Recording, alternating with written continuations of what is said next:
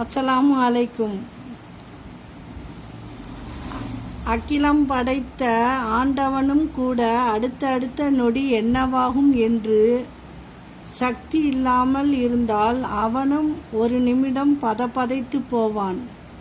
இப்புரியாத புதிரான வாழ்க்கை கண்டு அப்புறம் நம்மளாம் எம்மாத்திரம் சொல்லுங்க. சில விஷயங்களை மெய் மறந்தும் அப்படியே கடந்து போயிடணும். கடந்து போகிறது தான் வாழ்க்கை. என்ன நான் சொல்கிறது? ஒவ்வொரு விஷயத்தையும் கடந்து போகிறது தான் வாழ்க்கை.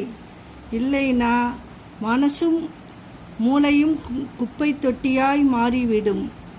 அப்புறம் போகிறவனெல்லாம் அட்வைஸ் பண்ணுற பேரில் குப்பை அதில் போட்டு போயிடுவாங்க. இது தேவையா சொல்லுங்க? நேராக உங்கள் பிரெயின்கிற ப்ளே ஸ்டோருக்கு போங்க. அதில் மறதிங்கிற ஆப்பு டவுன்லோடு பண்ணி லைஃப்பில் ஹாப்பியாக இருங்க. குட். வாழ்க்கையில் இறைவன் நமக்கு கொடுத்திருப்பது வெற்றி காகிதம்.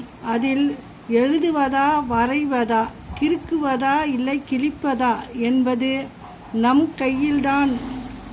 அஸ்ஸலாமு அலைக்கும்.